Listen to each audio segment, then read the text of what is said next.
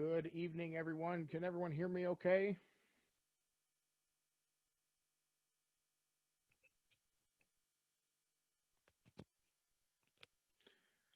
All right, I'm going to wait about 30 more seconds. We had about 80 people signed up for tonight's webinar, um, and want to make sure that they have a chance to log in here.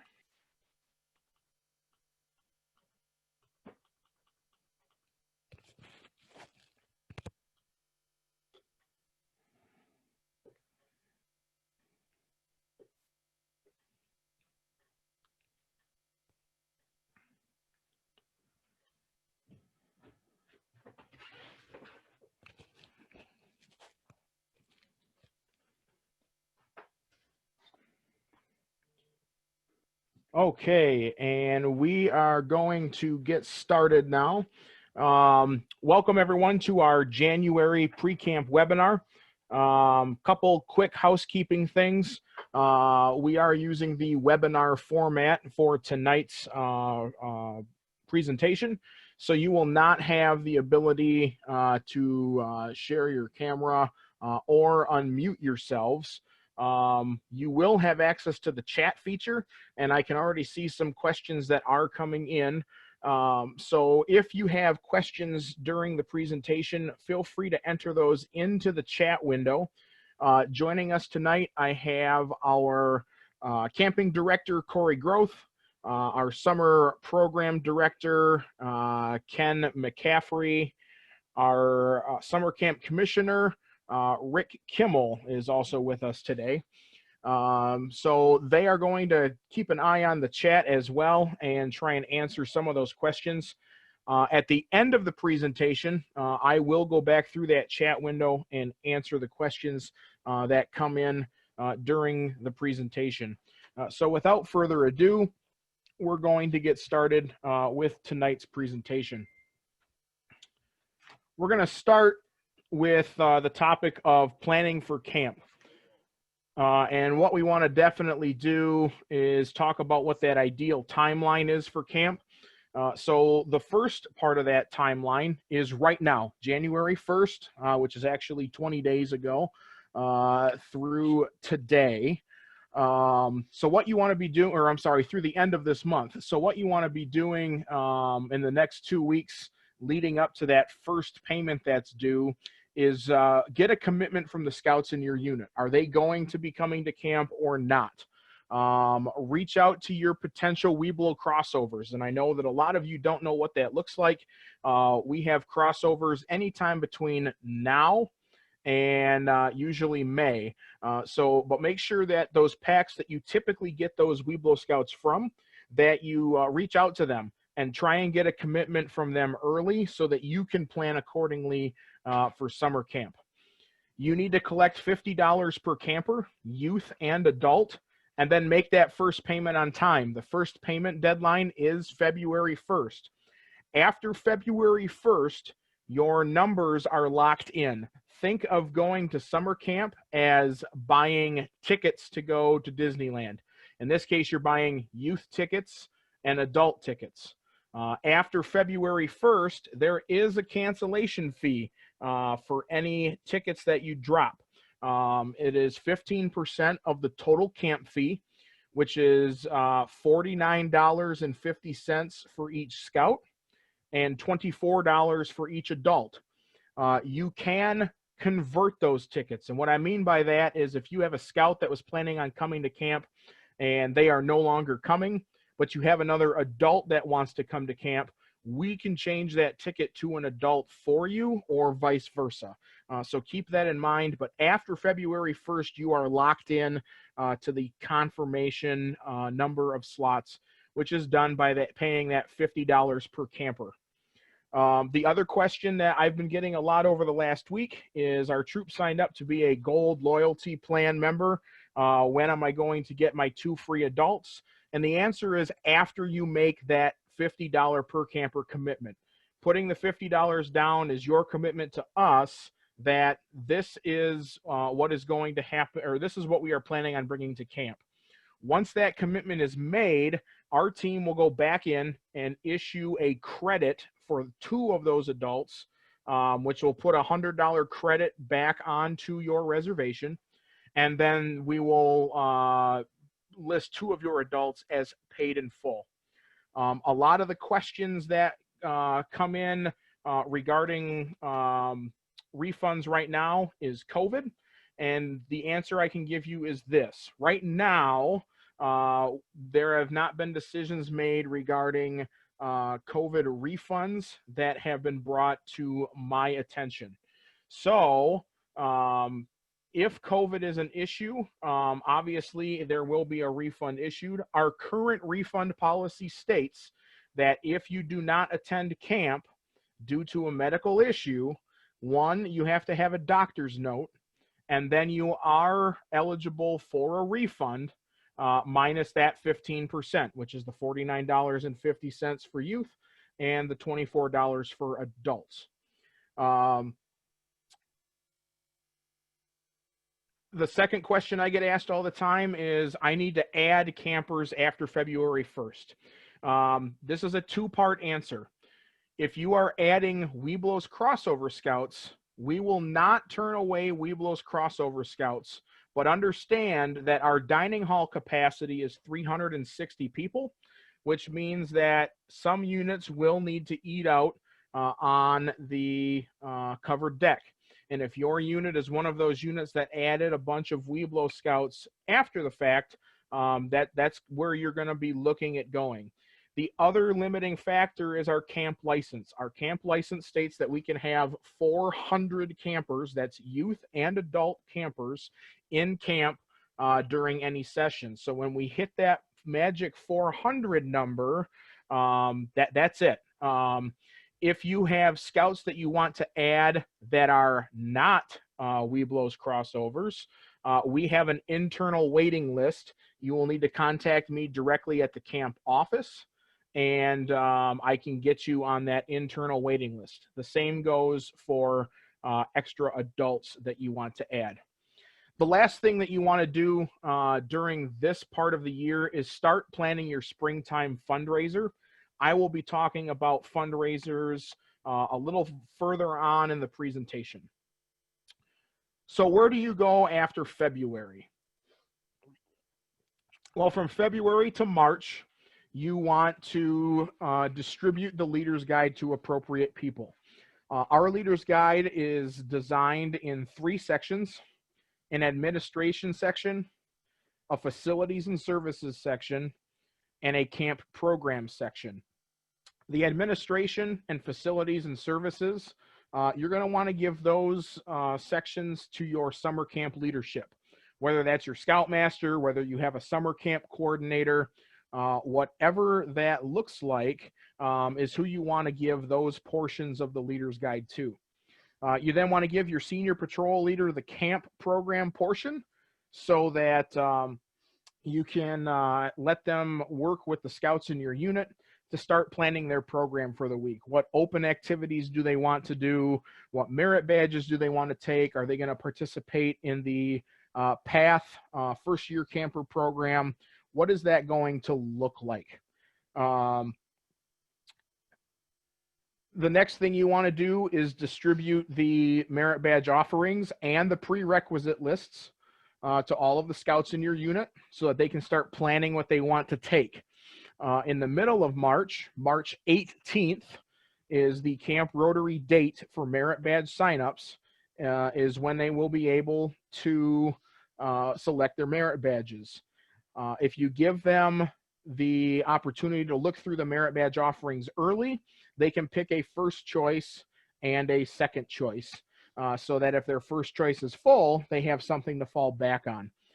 They can also begin working on those prerequisites once they sign up for their merit badges going into the week of camp.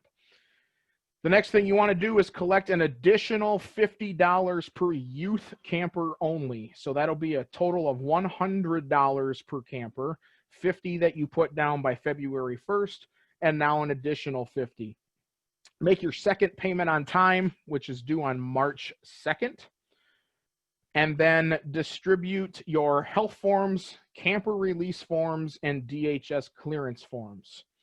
Those take time to get filled out and brought back, so you want to get those passed out as early as possible.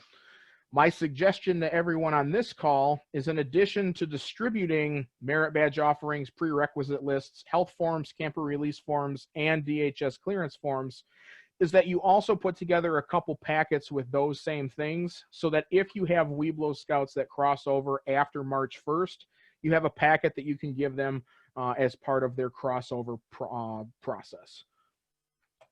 Moving into the month of March through the 1st of April, if you are going to be inputting the merit badge selections for your Scouts, you're going to want to collect those before March 18th. Like I stated, March 18th is the day to sign up for merit badges, and merit badge selection will go live at 8 a.m. All merit badges are on a first come, first served basis. So once they fill up, they are full and they are closed. Some of our merit badges have capacities, and those capacities are not necessarily set by us. Those capacities are set by the national office with such as rifle shooting, shotgun shooting, and archery. It has to do with the number of people that can be overseen by a staff member. It could be based off of equipment. So we have 18 rowboats. You put the instructor in a rowboat, 17 rowboats times 2 people. That's your capacity for a canoeing class. And then the third thing that can be a limiting factor is the amount of time it takes to complete the merit badge. Welding is a very good example. Every Scout has to weld 5 pieces together. It takes approximately 40 to 45 minutes for each Scout to weld. So that class is going to have a smaller capacity because of the amount of time it takes to complete the merit badges. You will need to collect an additional $115 per youth camper. So that'll be a total of $215, $50 from the payment that's due February 1st, $50 from the payment that is due March 2nd, and now $115, which will be due on April 5th. You will also want to submit camp scholarships, formerly known as camperships, to the council by April 1st. We're going to talk about camperships in next month's webinar in detail. If you have questions regarding camp scholarships, please send me an email and I can give you some more details on that process. And then you're going to want to hold a parents meeting, your final parents meeting, to go over summer camp plans and answer their questions. And at that parents meeting is when you want to distribute your gear list to Scouts. That gives them time to go out and purchase anything that they may not have and have it in time and ready for the start of camp. Moving into April. In April, begin collecting each participant's health form and release of campers form. Make sure if you are using hard copies that you make copies. Any hard copies collected at camp as part of the check-in process will not be returned. The state of Michigan requires that we keep all health forms on file for a 3-year period, so those will not be returned to you, and camp will not make copies of them for you. So please plan ahead if you will be doing the standard style check-in.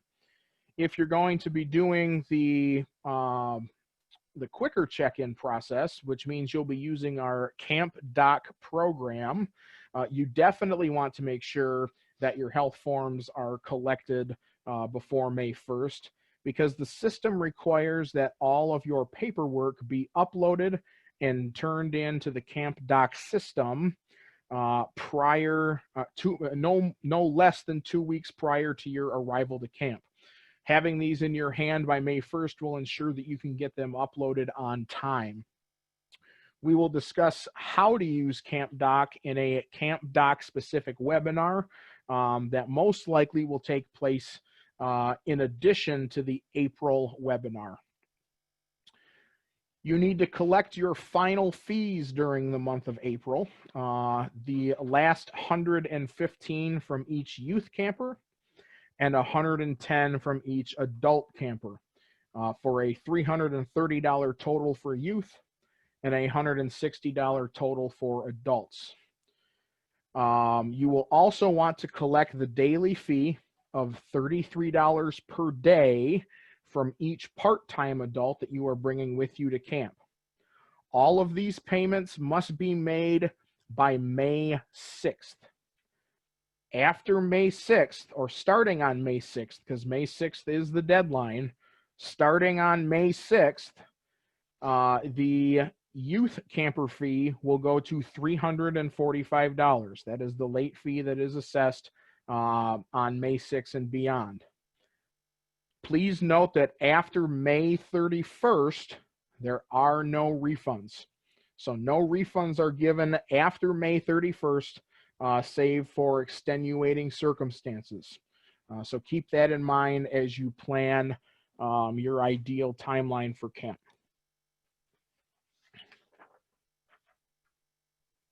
During the month of May, there are still some things that you will need to do.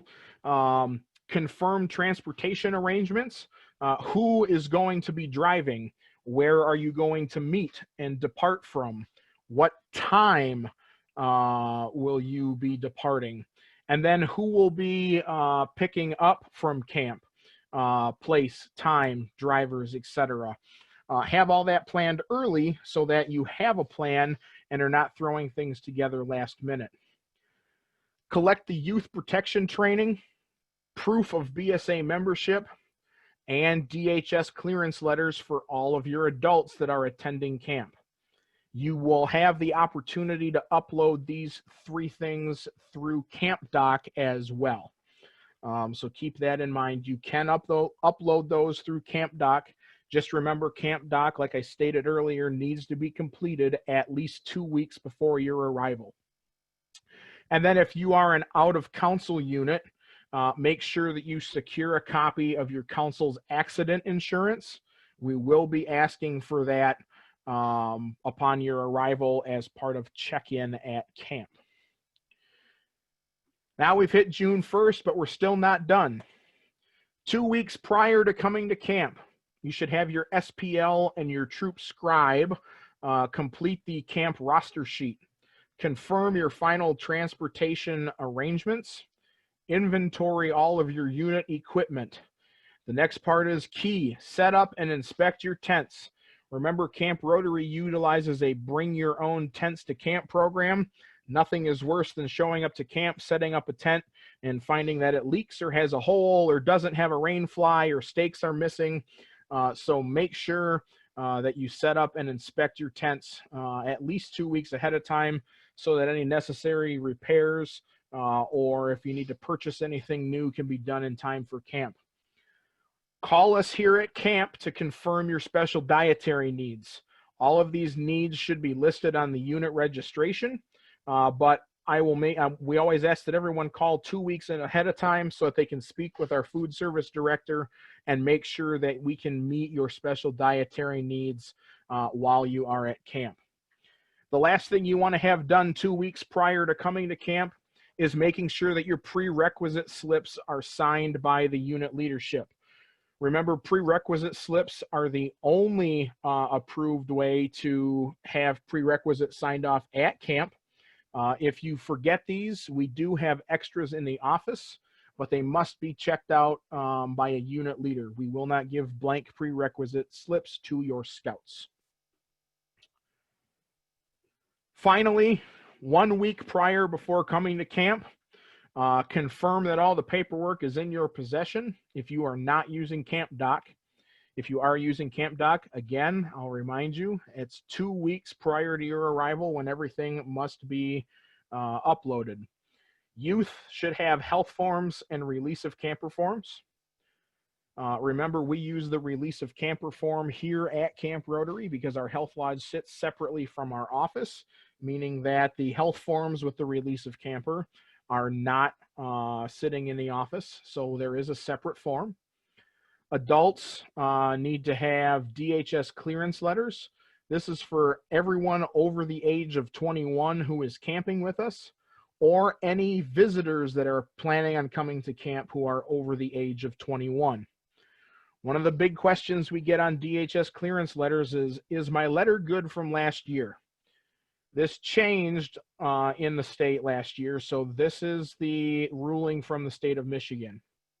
If you are a visitor who is not registered with the Boy Scouts of America, you are required to get a new DHS form every year.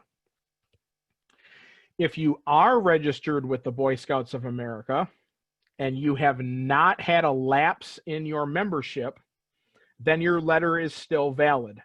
So if you registered with the BSA in 2015 and you have a clearance letter from 2015 and you have been registered with the BSA continually until you come to camp this summer, then your clearance letter is still valid. However, if you had a lapse in your membership, let's say you had to take off 2018 for whatever reason, and then you rechartered again in 2019, your 2015 letter is no longer valid. You have to get a new one. So just to reiterate, DHS clearance forms, if you are not registered with the BSA, you need a new form every year. If you are registered with the BSA, your current letter is valid as long as you have not had a lapse in your BSA membership.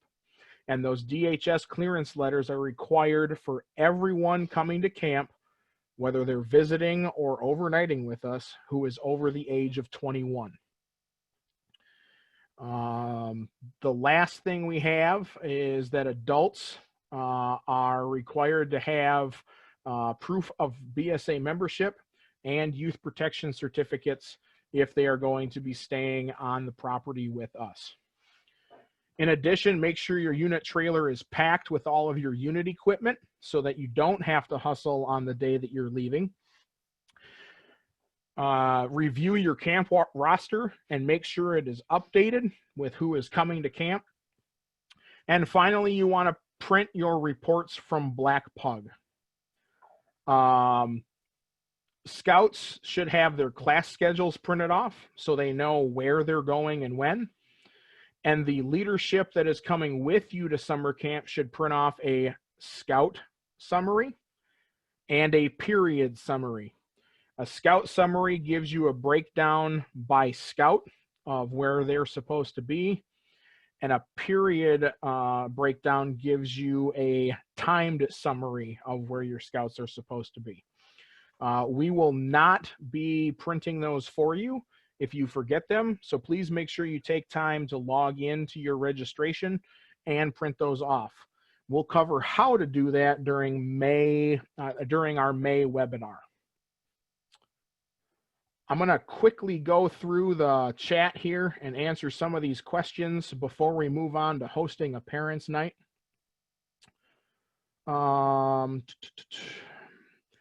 Matt Bierman is climbing merit badge offered this year. At this point in time, we are not offering any cope and climbing programs at camp for 2021.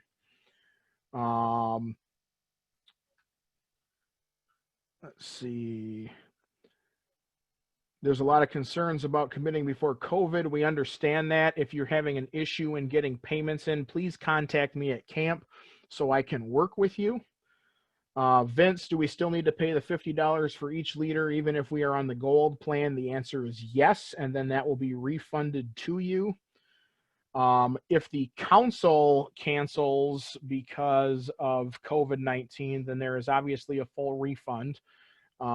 Dustin, I don't have an answer on if you cancel due to COVID at this point in time.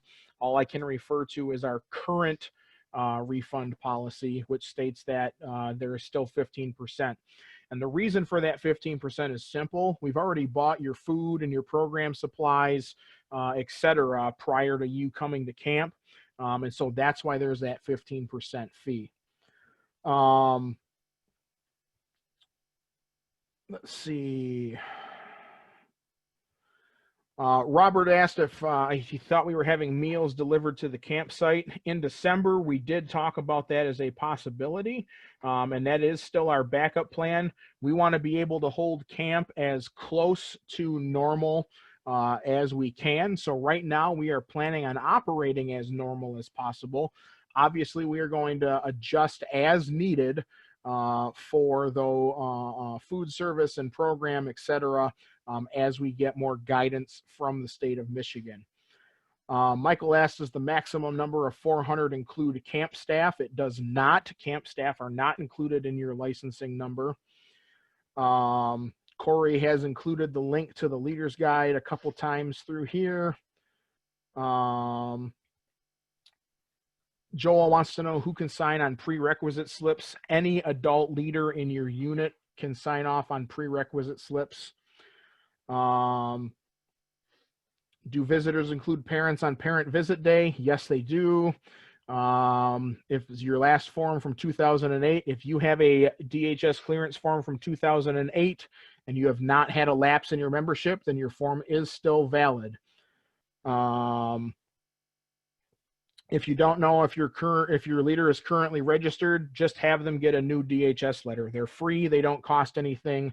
They take about 2 weeks. If you have a DHS letter on file with us from another camp, those are still valid. We will have a database in camp. I do ask that you call camp at least a week before showing up just to double check that you are in the database. From there, it looks like Corey's staying on top of some of the other questions. So I'm going to move on. Howard's asking, is Camp Doc up and running now? The answer is no. Typically, that will not go live until March, but once it is live, we will let you know, and we will have a webinar on how to use it. So getting back on track with our planning for camp section, I want to talk about hosting a parents' night. The key thing with a parents' night is scouts go to camp when their parents are informed. If parents know and understand what is going on in the way of health and safety, fees, payment deadlines, food, special diets, leadership, camp programs, etc., when they're informed, they are more apt to send their scout to camp. That's why you want to have that informational night. By providing them with that night early, which is why we recommend doing that in the February to March timeframe, it helps create a sense of responsibility to the parent for helping to make your unit's program a success. What does an agenda look like? There's a sample agenda on your screen. You want to have your whole unit involved. Let them see how you work and operate as a unit. Have your senior patrol leader or your patrol leaders council conduct an opening ceremony. Have your troop committee and troop leadership welcome the parents and explain why you're having this special meeting. Show camp promotional materials, whether that's the camp promotional video, a slideshow of different things your unit has done at camp in the past, whatever that may be, have something there for them to see. Have the scoutmaster, who serves as the leader, cover different topics. Why you selected to go to Camp Rotary. Why Camp Rotary fits your unit's needs. The dates that you will be going to camp. What campsite you will be staying in. Who is going to be serving as leadership. Do you have any additional leadership needs? Are there any parents that might be willing to step up and register and come to camp as an adult leader? Start talking with them about their camp savings plan, ways that their scouts can earn money to come to camp, how to register, how much it costs, when those fees are due, if you're going to be utilizing parent portal, what will that look like? And then any DHS clearance rules for campers and visitors. Let the parents know they can visit, but let them know they're going to need that DHS form. Have a question and answer period, and then have a closing by the senior patrol leader or the patrol leaders council. Next, I'm going to move on to different ways to raise money for camp. There are 3 different easy ways to raise money to come to camp. The first is unit-driven fundraising. Obviously, make sure that if you're going to do any of these, that you are following the latest COVID-19 regulations from the state of Michigan. But all those things that we do as units: spaghetti dinners, pop can drives, pancake breakfasts, car washes, garage sales, whatever you can come up with or you traditionally do, as long as you can do it safely and as long as you can do it within the state of Michigan COVID-19 regulations, do those things to raise the money for camp. Next is the spring popcorn sale. Trails End is doing an online virtual fundraiser for popcorn this spring. In addition to popcorn, one of the things that they put out there are chocolate pretzels, roasted peanuts, jerky, and coffee. So those are some other options of things that Scouts can sell. There's rewards, different things that they can get for selling popcorn. And then finally, all of those spring popcorn items will be available now through June 30th. For more information, everyone in the council should have received an email, or you can visit the Trails End website. I'm going to turn this over to Corey. Corey, are you there? I'm here. Okay, I'm going to have you talk about the new opportunity that we're going to have, which is the MCC Take a Hike-a-thon. I'm going to preface this by stating that this event is an opportunity to earn some money, but the money will not come back to your unit until June. So any money that you would make as part of this fundraiser is going to get distributed to you in June, at which point you can redistribute that back to your units. So Corey, basically all your slides are here, but I'll advance the slide when you tell me to. Okay, sure. So Andrew already covered a little bit of it. The hike-a-thon option, it's just an option for units. We realized that the popcorn sale didn't go as well as normal this year, and a lot of other fundraisers that you may or may not do with your units struggled because we were pretty much shut down for a very long time. So we wanted to come up with a way for your unit to raise money. We also want to find a way to help support our outdoor adventures programs and camp maintenance. So this kind of helps with all of those things. And it is for COVID conscious units, you can pull it off without ever touching anyone.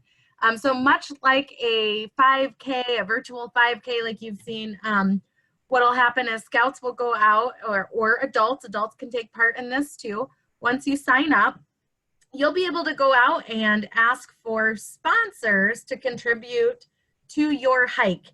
And whatever it is that you raise, 50% of that goes to your unit. Again, like Andrew talked about, those checks will go back to units in June. Unfortunately, because of the time frame of it, we couldn't do it earlier. Will work really well for Cub Scout packs. But for troops, we won't be able to get you that funding back in time to register for camp, but that doesn't mean you can't use it for camp, or you can't use it for additional weeks, or to reimburse families who maybe use troop funds to pay for it. And the other 50% of that commission is actually going to benefit our council, and that'll be used toward things like our camp scholarships for Scouts who can't afford it, camp maintenance projects that we haven't quite been able to finish up because we've been shut down. So all of it does go to our outdoor programs in some way or another, half of it being your unit's outdoor program, whatever you decide that to be, and half of it for the council. It's also encouraging youth and adults to get out and experience physical fitness again, which we could all use right now. Andrew, you can go ahead and switch the slide. So this will be through Mobile Cause, which we are still building, and we're going to have way more details in the next 2 weeks. By February roundtable, we'll have a lot more out, but it'll basically be your unit signs up and says, yes, we're going to take part in this. We generate a super magical link for you, and the link will not be by person. It'll be by unit. So this is a full unit project. So if you have a scout who goes to grandma and says, will you help fund my adventure? I'm doing this hike. Would you be a sponsor for my hike at 25, 50, 75, or other?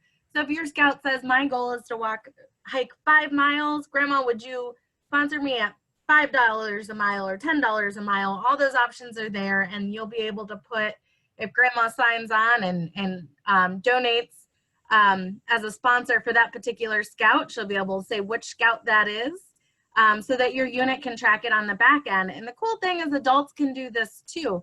So if your unit is trying to get some more funds to send people to Wood Badge, which I would encourage everyone to do, and no, my ticket is not complete, or you have adults that want to do it and pump funds back into to the pot to pay for camp, you can actually do that.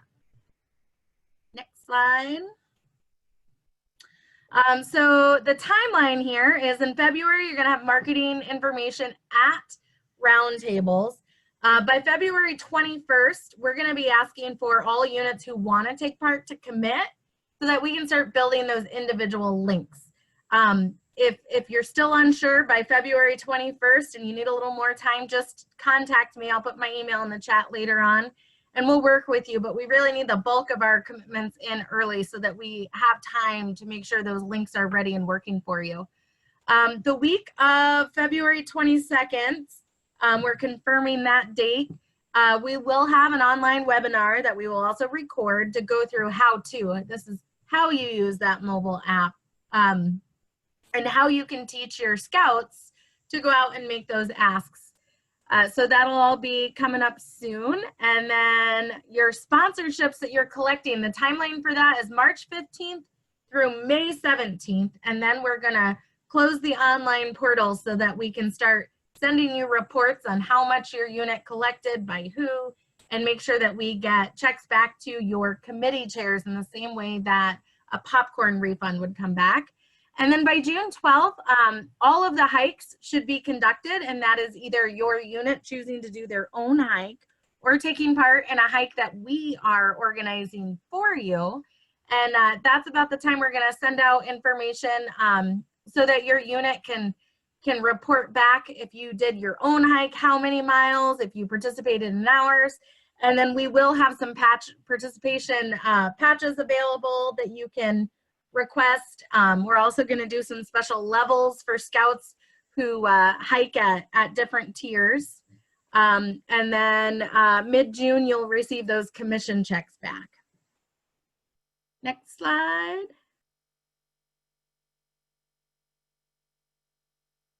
We actually have an addition to this too. So our hike options, if you don't do one on your own, each of our camps, Rotary, Cole, D-Bar 8, and Gerber, are conducting a hike. We have to wrap things up before our camp staff roll in to get ready for camp. But just in like an hour ago, Camp Tatanka submitted a date. So theirs will also be May 15th. But because Tatanka is a much smaller camp, theirs is going to be for Cub Scout packs only. So theirs will be the same day as Rotary's. So again, you can attend a hike near you, or you can invent your own and be as creative as you want. Our hikes are going to have 1, 3, and 5 mile opportunities, just like the advancement system is kind of set up. Wolves and Bears have a 1 mile hike requirement in their advancement. Weeblos have a 3 mile. We know that older scouts have a 5 mile. So we're going to map those things out for you. We're going to have fun things to do at camp that day for anybody who comes to our camps. And again, you can manage your own, but we are also going to have a service opportunity at each of our camps. We're partnering with Footprints of Michigan, and they are an organization that covers the whole state. And their mission is to empower those who are in need by providing them with warmth and dignity with footwear. So at each of our our council hikes, we're going to be collecting used or new or gently used footwear of all types and sizes. This organization partners with daycares and schools.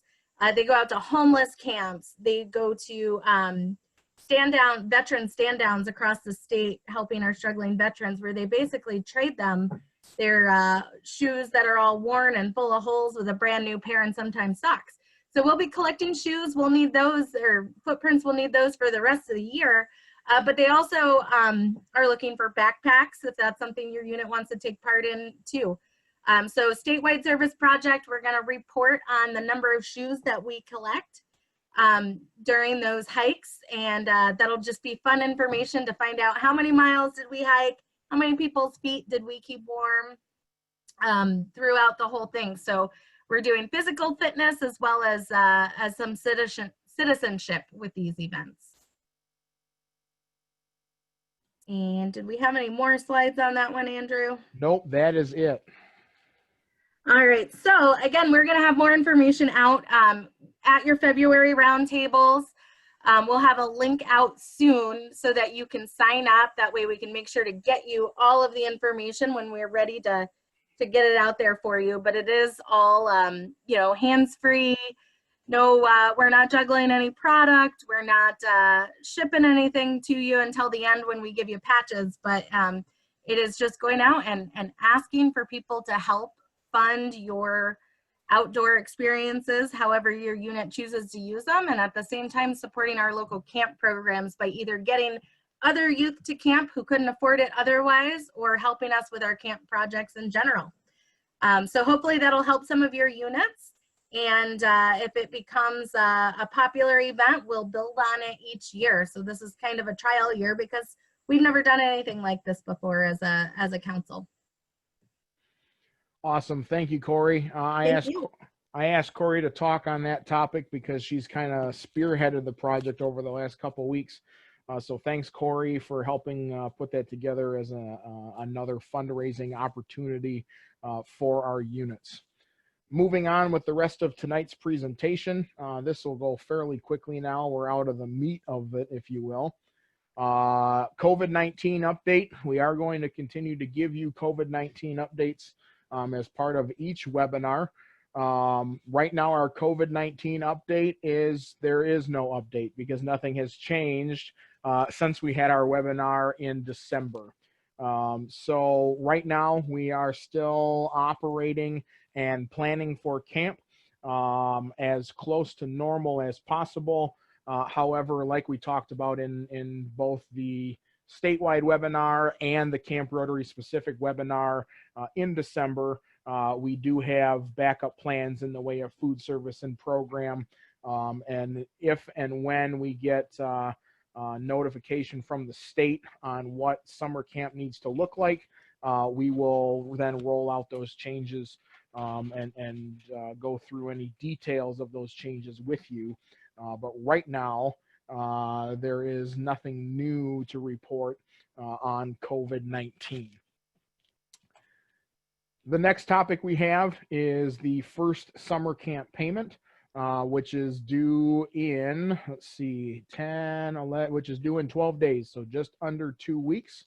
For that first payment, I'm going to leave this up on the screen here, and I'm going to try and go through this slowly, but I'm going to pause so you can get a chance to either screenshot this or take a picture of it on your phone or write it down.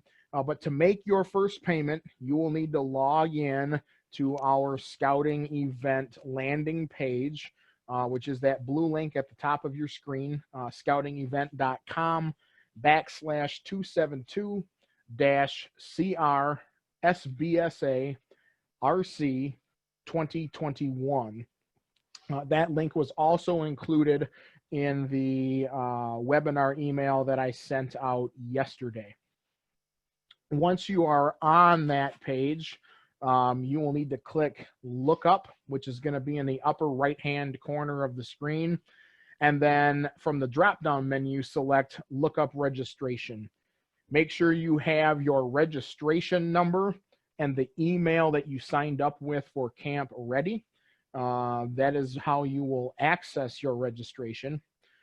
Once you are in the registration page, you will click on the payment tab. The first thing that tab is going to have you do is allocate any money that is already in the system. What I mean by that is you put down either a $200 or $500 deposit when you made your reservation. The system is going to require you to, quote, spend, end quote, that money first before you make any payments on anyone else. So you will allocate those funds to different scouts or adults, however you want to divvy that up, and then you'll pay the remaining balance. When you pay the remaining balance, it's going to ask you if you want to run an e-check or a credit card. We recommend that everyone run an e-check because there's no extra fee to you. You can run an e-check through a savings or a checking account. You just need to make sure that you have your routing and account numbers so that you can enter those into the system. You do have the option to utilize a credit card. Just know that if you use a credit card, there is a 2.75% convenience fee that will occur on every transaction that you make.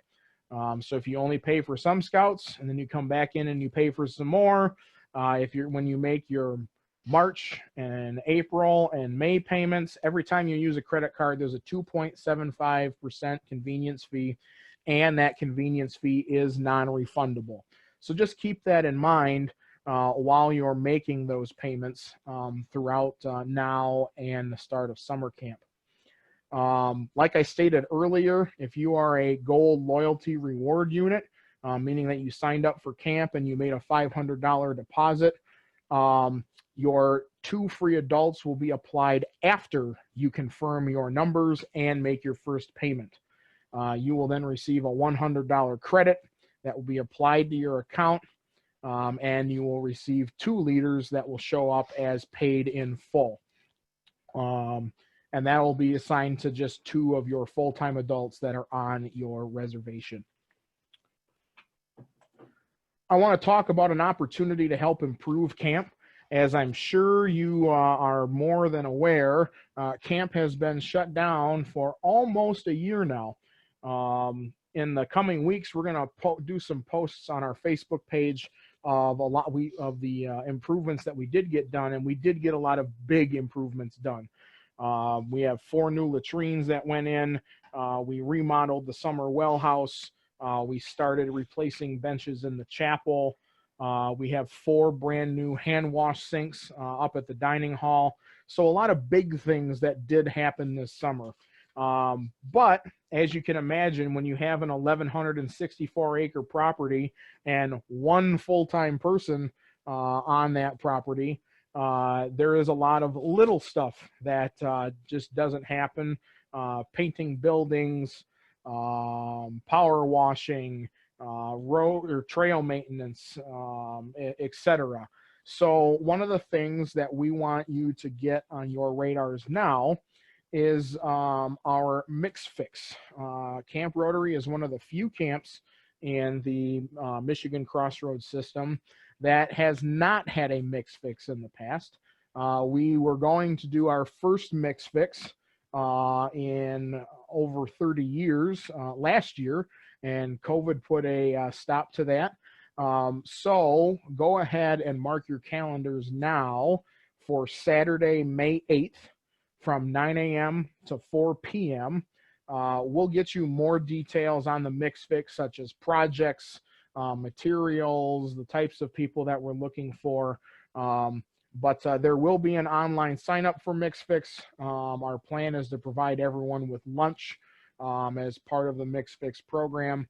But this is a way for us to get a lot of the sprucing up that camp needs done. This past summer, we had over 300 new directional signs that were routed. Most of them have been painted. The rest have to be painted, and then we have to install those signs in 13 different locations in camp. So the little nuance stuff like that is what MixFix is all about. We get a bunch of people to come together, and a bunch of people working on a lot of little projects can make a huge impact on camp. So again, mark your calendars. May 8th, it's a Saturday, from 9 a.m. until 4 p.m. Will be the MixFix. Obviously, we're going to continue to pay attention to COVID regulations and what those may look like in May.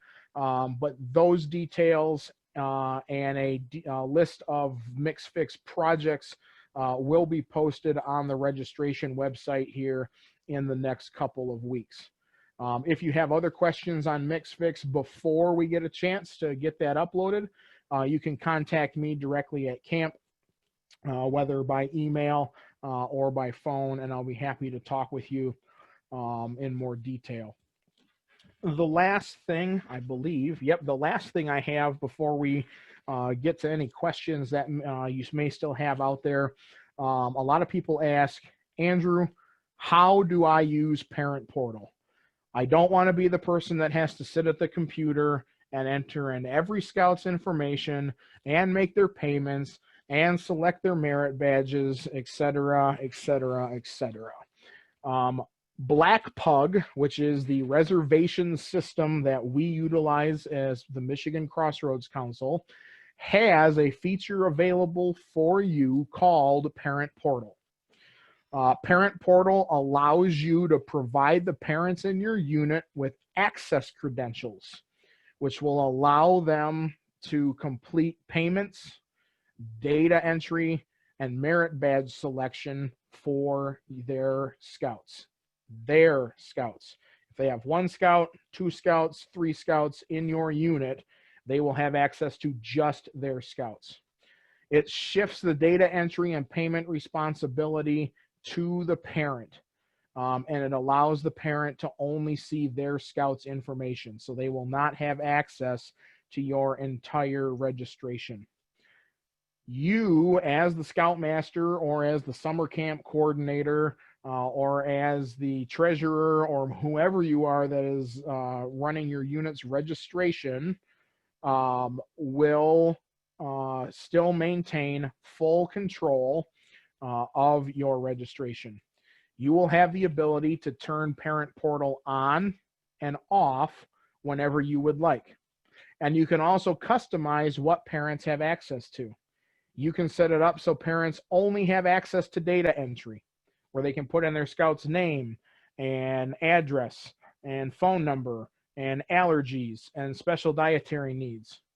You can make it so they only have access to payment, where they are allowed to make payments. You can make it so they only have access to merit badge selection and can select those merit badges, or any other combination of those you can set up. And it's very easy to do. You're going to want to look at those links that I have on the bottom of the slide there. Those links I also included in yesterday's email regarding tonight's webinar. You can then set up the system to generate a report that will send to you. So you can have a report every day. You can have a report every time something is changed. You can have a report once a week. It's up to you. You can never get a report. You get to decide how often you are notified of changes and who is and is not entering their information, making their selections for merit badges and their payment on time. For a demo on how to utilize Parent Portal, that first link there is how you, as the unit leader, will set that up. It'll go through how to print credentials and get them to your parents, etc. How to set up those customized reports, how to select what parents do and do not have the ability to do. And then the second link that you see there is going to be helpful to your parents that have never done this before.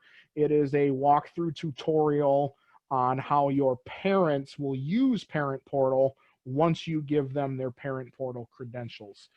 I am not going to go through a demonstration on how to do that. I put together these how-to videos so that we did not have to spend valuable time on that as part of our webinar series. If you have questions on Parent Portal, please contact me. I can answer those for you. I can help get it set up for you.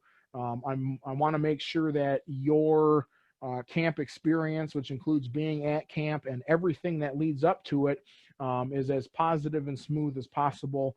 So please just contact me if you're having issues, and I can help you get that all set up. With that, we're going to move into the chat and look at any questions. I'm going to scroll back up to about where I left off and see if I missed anything. And as you're typing those into the chat, I will go through and answer those for you as well.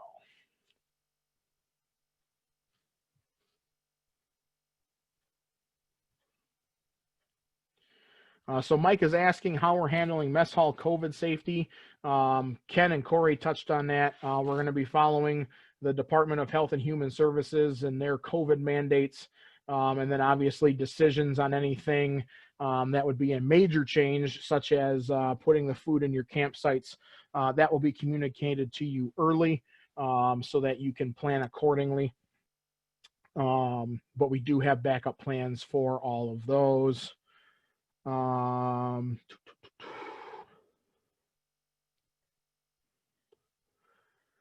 Mix Fix again will be on Saturday, May 8th. And again, that's from 9 a.m. until 4 p.m. And I want to give a shout out to Dave Lobbs, who's kind of spearheaded that for us.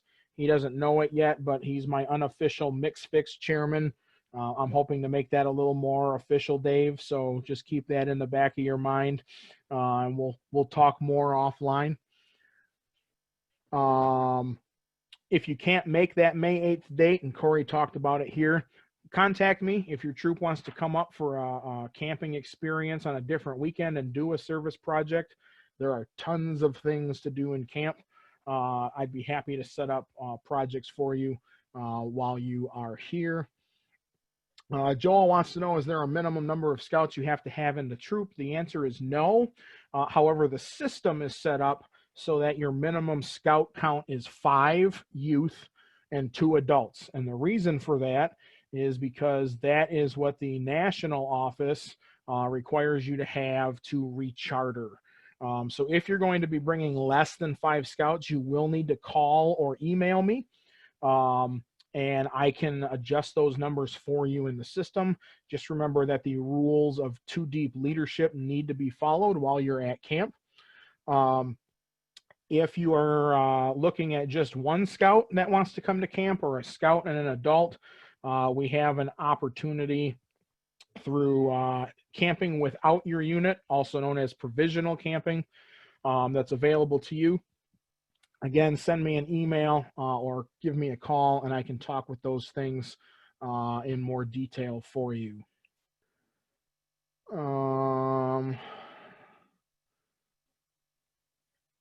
Corey, there's a question from Sue Lobbs regarding the hike-a-thon. Can you answer that for me? Yeah, I saw that. We'll leave it up to your unit. The question was, can we use a hike we just completed for the hike-a-thon? Yeah, it makes it harder to contact people and say, will you sponsor my hike that I'm about to do if you already did it.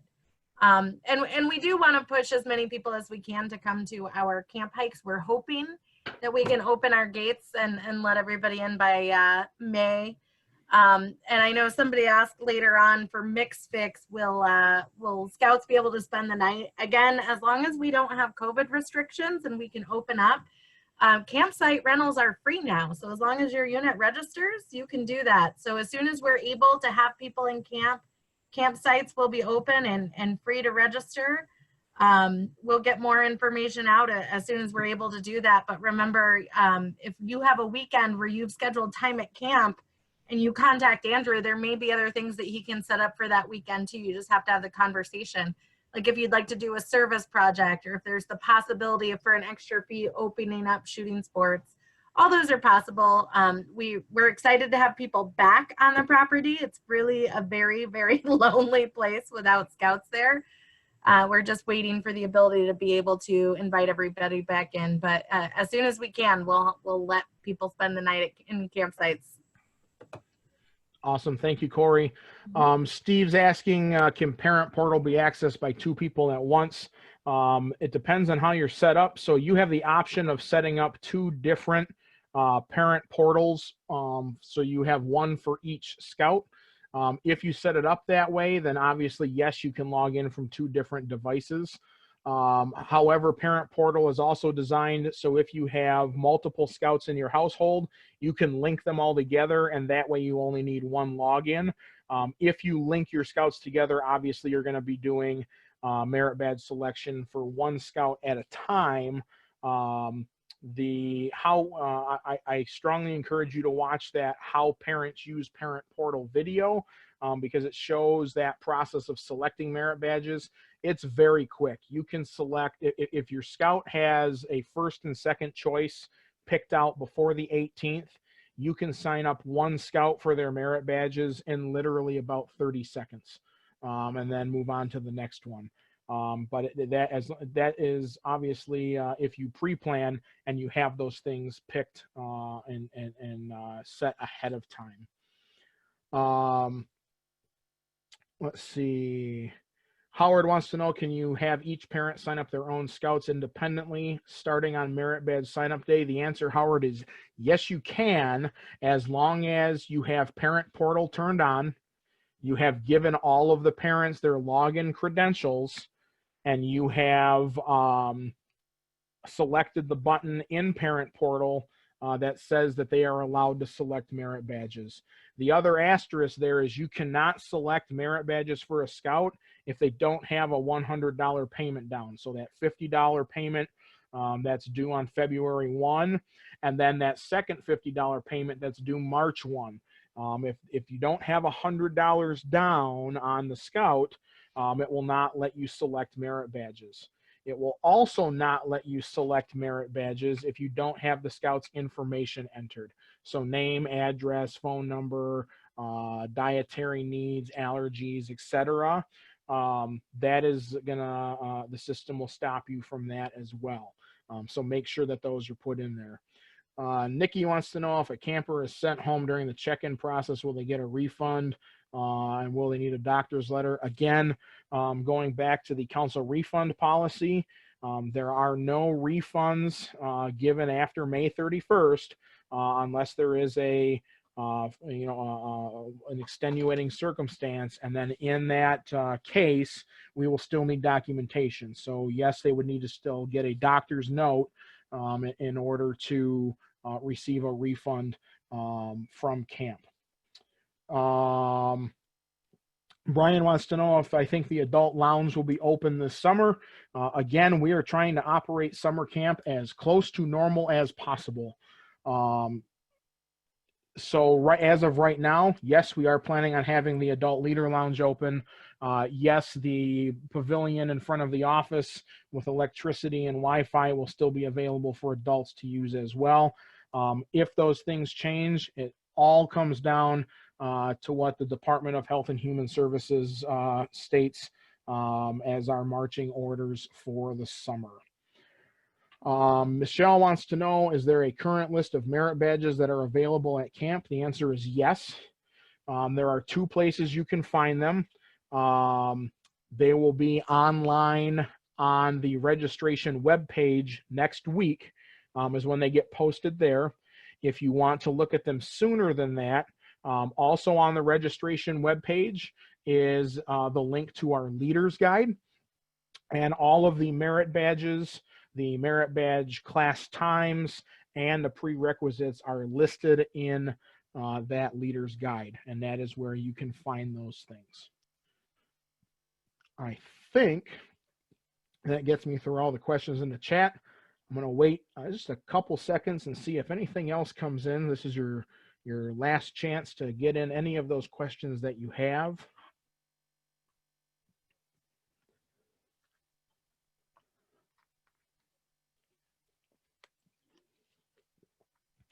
Okay. One of the things I want to say is this: I can't help you if I don't know that you need help. Right now, I am the only full-time person on the camp property. And as you know, it is winter time. So if it snows, I might be in a plow truck. If a tree falls across the road, I might be out getting that information or that cleaned up as well. So I am not always in the office. So everyone on this call knows I am not in the office on Mondays. I work Saturdays because camp is open on Saturdays. So I take Monday off to be with my 1-year-old son and my family. That is my weekend, if you will. But Tuesday through Saturday, typically if I'm in the office, it will be between the hours of 9 a.m. and 4:30 p.m. That is when you can most likely get me. I'm going to put the office number in the chat right now. That is the camp office number. We have an answering machine. I check it every other day. So make sure that you leave a message. If you need to get a hold of me with an immediate need, this is my cell phone number. I do not answer my cell phone after 5 o'clock, just because that's my time with my family. But feel free to leave a message and I will get back to you the next day during business. Or the best way to get a hold of me, because I can give you detailed instructions and add attachments and go through it with you, is to email me. My email is andrew.wright@scouting.org. It is always open on my computer. I check it multiple times throughout the day. I try extremely hard to get back to everyone within 24 hours. But when you send me those emails, please be as detailed as possible, what you're looking to do, what issues you're having. If you're getting an error message, if you have a way to screenshot that and attach it to your email, the more information I have up front, the quicker I can help you resolve your problem. But please, if you need to get any question answered, any question at all pertaining to camp or program or etc., please get a hold of me. If I don't know the answer, I will find it out for you. But I've been doing this a very long time, and I want to be able, like I said earlier, to make your summer experience, both leading up to camp and at camp, as positive as it can be. So please, please, please take a look at that contact information and get a hold of me if you need to. Charles, I see you're asking for the parent portal links. Sure thing. Those are back up on your screen again.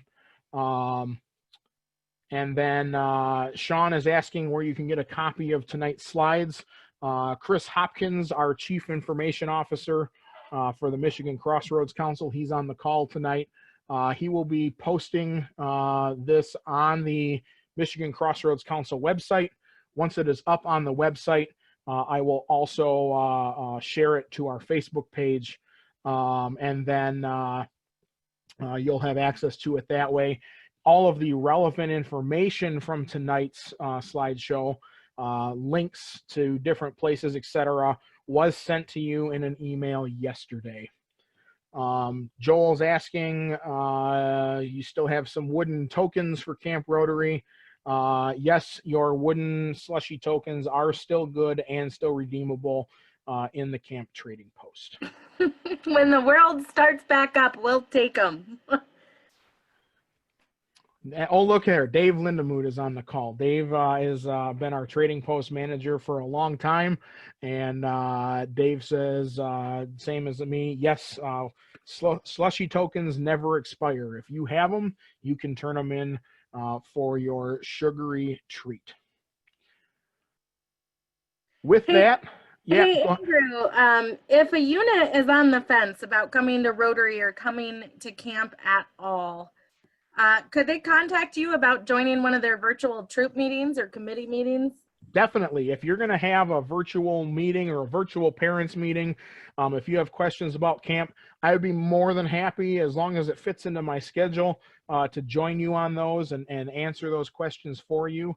If I'm not available, I can get and reach out to other members of my team, Ken, Rick, Corey, some of my area directors, and see if we can get one of them on your calls.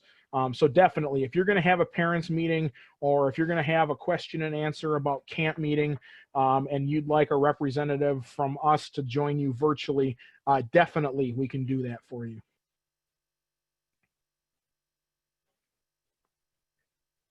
Okay. With that, then, I'd like to thank everyone for logging on tonight. We will meet in 1 month, the third Wednesday of February. Just like this time around, you will get an email in the days leading up to the February webinar with what topics will be covered. There are some topics that are going to be covered definitely. February's definite topics are making your second payment and signing up for merit badges. We will go through a demonstration as part of that webinar on how to do that. And then once I meet with my key three for summer, I meet with them the second Wednesday of the month. Any additional information that we need to provide with you at that time will also get put on that webinar series. So just one final reminder, each month's webinar has its own sign up. We had 80 people signed up for tonight's webinar. We're at like 58 for February's webinar. So you do need to sign up for each of those webinars individually. Simply click on the link that was included in my last 3 emails to you so that you can get signed up for those webinars all the way through May. Thank you for your time this evening. If you do have any questions, please contact me at one of those 3 options I gave you earlier. And with that, have a good night, everyone.